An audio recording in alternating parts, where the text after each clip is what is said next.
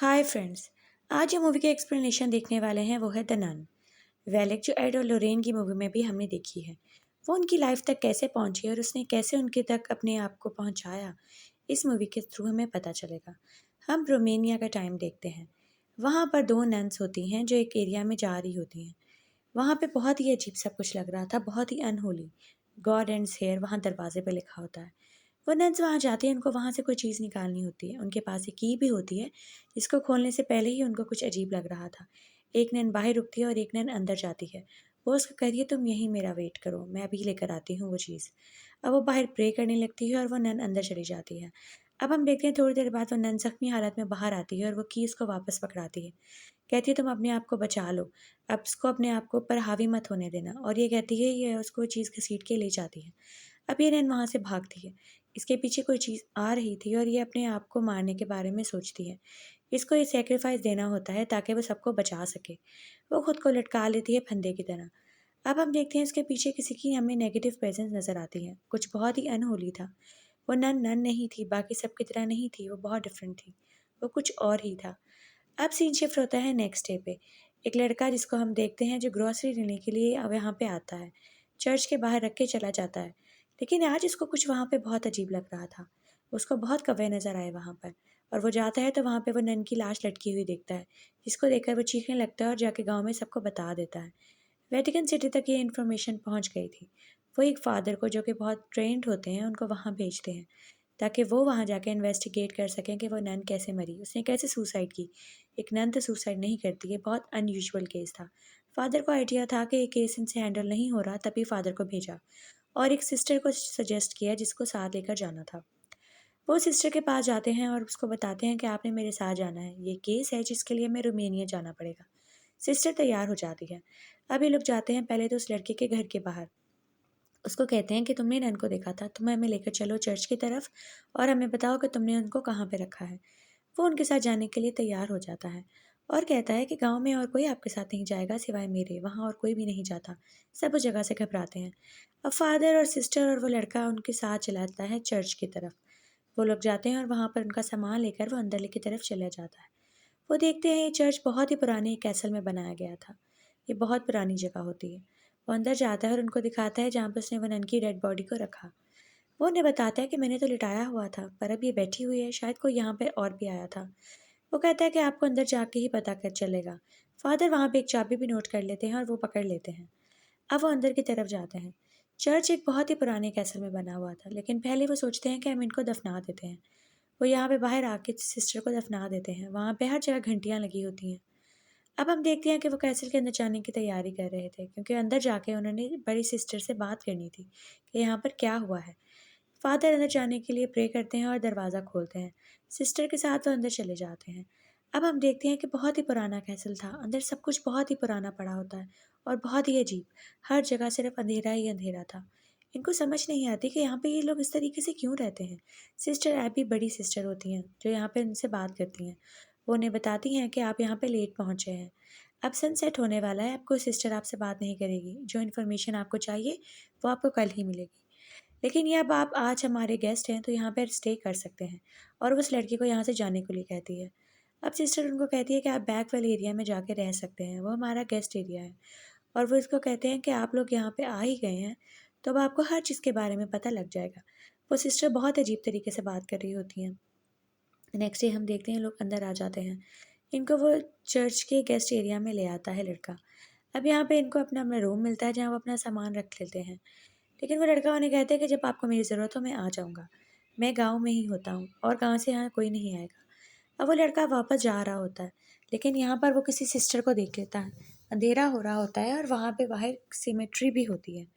वो सिस्टर को देखते हुए पीछे आता है। वो कहता है, आपको कहीं घूम तो नहीं गई, कोई हेल्प तो नहीं चाहिए आपको। लेकिन हम वहीं देखते हैं कि वो कोई सिस्टर नहीं थी, वो तो कोई हॉन्टेड चीज़ थी जिसको डराती है। ये वही मरी हुई सिस्टर की आत्मा थी।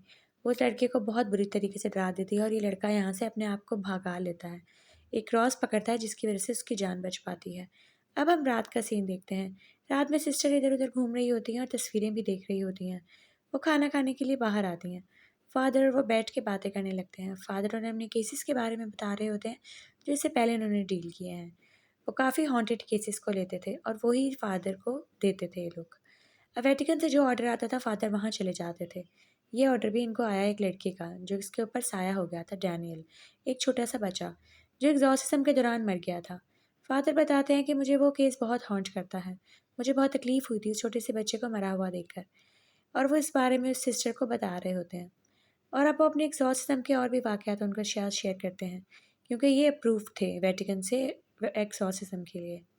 अब हम देखते हैं लोग खाना खा के सोने के लिए चले जाते हैं। जगह खाली हो चुकी थी, कोई भी नहीं था वहाँ पर।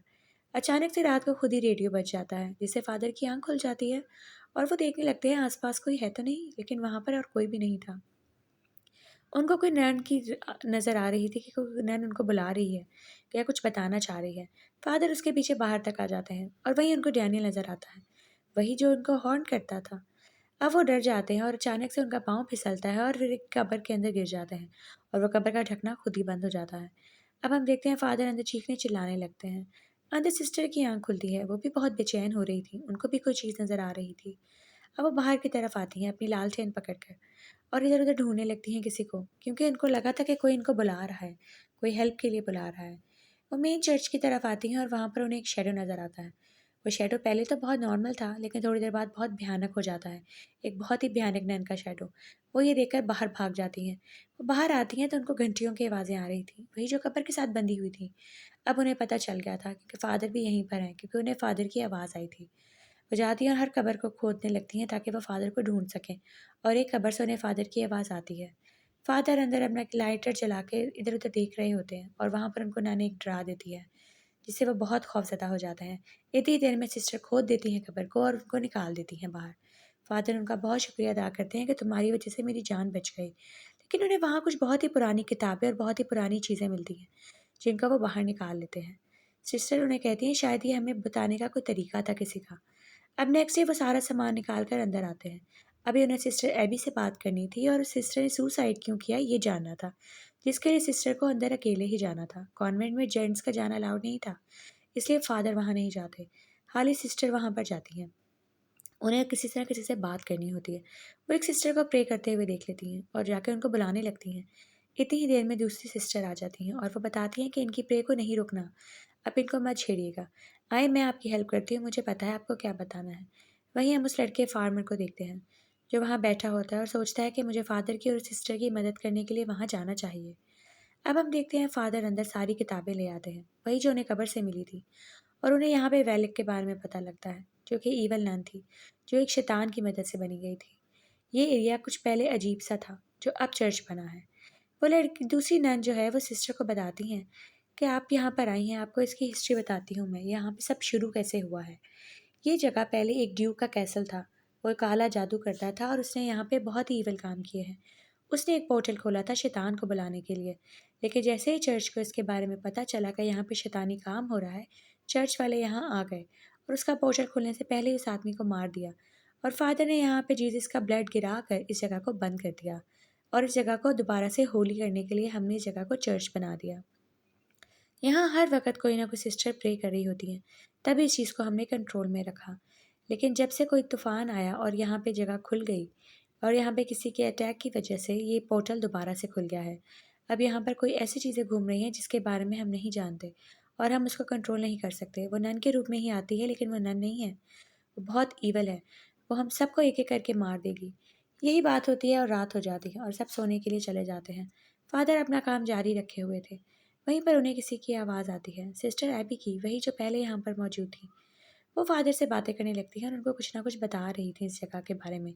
फादर को इस दफ़ा उन पे डाउट हुआ कि अचानक से ये कहाँ से नमूदार हो गई। अब फादर उनसे कुछ सवाल पूछने लगते हैं, जिनका वो बहुत उलट-पुलट जवाब देती हैं। फादर उनका व्हील हटाने ही लगते हैं कि वो वहाँ पे ख़त्म हो जाती हैं, गिर जाती हैं। अब हम देखते हैं सिस्टर की भी आँख खुल गई थी। उनके रूम में कोई मौजूद था जिसको देखकर वो बहुत बुरी तरीके से डर जाती हैं। वो जाती हैं और वो वही ईवल नन थी जो पहले उनको नज़र आई थी। लेकिन वो अच्छी वाली नन जिसने सैक्रिफाइस किया था, वो भी इनकी मदद कर रही होती है, इस जगह को दोबारा से प्यूरीफाई करने के लिए। सिस्टर इधर-उधर घूम रही होती हैं कैसल में और उनको कुछ बहुत ही अजीब चीज़ों के बारे में पता चलता है। यहाँ पर वही सिस्टर जो पहले सैक्रिफाइस अपना कर चुकी थी, इनकी मदद करती हैं, ताकि इस जगह को दोबारा से वैसे ही किया जा सके जैसा ये था, प्यूरीफाई। अब हम देखते हैं सारी सिस्टर्स प्रे कर रही होती हैं बाहर आके, और एक सिस्टर की लाश भी वहाँ पड़ी थी, यानी अभी दोबारा कोई मरी है वहाँ पर। अब सारे सिस्टर्स इसको भी कहती हैं कि तुम भी प्रे करो हमारे साथ। अब ये कुछ बहुत अनहोली होने वाला है। वो सारी प्रे करना शुरू कर देती हैं और वहाँ पे बहुत ही तेज़ हवाएं चलने लगती हैं। अब हम फादर को देखते हैं।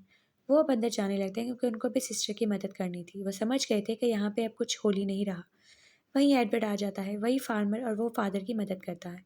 अब इनको जाकर सिस्टर को बचाना था क्योंकि ये समझ गए थे कि अंदर सिस्टर की जान खतरे में है। अब ये लोग आते हैं और सिस्टर की मदद करते हैं, उन्हें बचाते हैं। बाकी सारी नन्स वहाँ से गायब हो चुकी थी। अब ये लोग उन्हें एक दूसरे को बताते हैं कि यहाँ पे लाश पड़ी है। वो लाश देखते हैं तो वो गल सड़ चुकी थी, यानी काफ़ी देर की मरी हुई थी वो सिस्टर। यहाँ पे क्या हो रहा था इनको कुछ समझ नहीं आ रहा था, लेकिन इतना तो पता था कि इस जगह को प्योरीफाई करना पड़ेगा। अब वो सिस्टर इनको बताती है कि हमें नीचे जाना पड़ेगा जीसस का ब्लड लेने के लिए, ताकि हम इस पोर्टल को बंद कर सकें। वो फादर की मरहम पट्टी करती है और अब इसके बाद ये लोग नीचे जाने लगते हैं। अब इन्हें समझ आ गई थी कि वो चाबी किस चीज़ की है, लेकिन उससे पहले नन अपने वाउज लेती है और एक प्रॉपर नन बन जाती है। अब उसे पता चल गया था कि उसको क्या करना है। वो नीचे बेसमेंट की तरफ जाते हैं जहाँ पर उन्हें जीसस का ब्लड लेना था। वो जाते हैं और उस चाबी से उस दरवाजे को खोलते हैं जहाँ पर वो ब्लड मौजूद था। वो उसको निकालते हैं और अब फादर उसको बताते हैं कि तुम्हें ही ये सब करना पड़ेगा, तुम ही एक प्योरीफाई नन हो। वो उसके मैं वो पहना देते हैं ताकि वो उसके पास सेफ रह सके। अब ये लोग चले जाते हैं उस पोर्टल की तरफ। अब रास्ते में इनके ऊपर बहुत सी नन्स अटैक करती हैं जो कि नन नहीं थी, जो अनहोली चीज़ें थी, ताकि इस पोर्टल तक ना पहुंच सके और इस पोर्टल को बंद ना कर सके।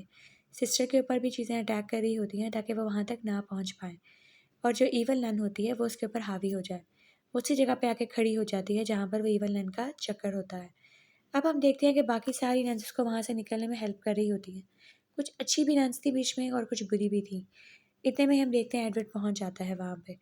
वो देखता है कि सिस्टर बहुत अजीब तरीके से वहाँ खड़ी है। वो उसकी मदद करने के लिए जाता है तो वो देखता है कि वो पूरी तरीके से पोजेस्ड हो चुकी थी। वो उसके ऊपर ब्लड गिराता है जीसस का, जिससे वो दोबारा से ठीक हो जाती है और वो ईवल नन उससे अलग हो जाती है।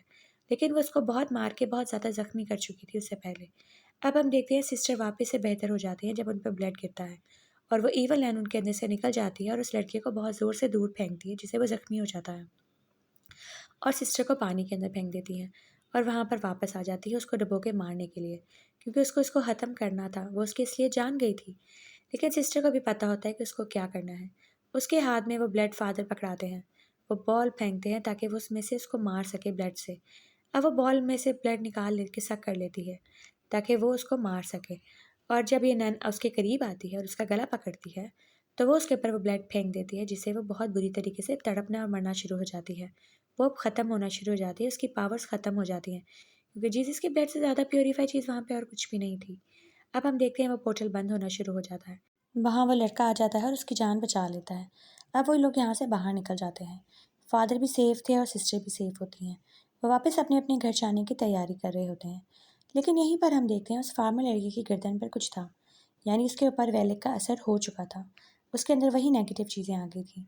ये वही लड़का है जिसका एग्जॉर्सिज्म एड और लोरेन ने किया था, जिसके दौरान एड के मरने का उसको विजन नज़र आया था। अब हमें पता चलता है कि वेलिक इनकी लाइफ में कहाँ से आई, उसी फार्मर के थ्रू।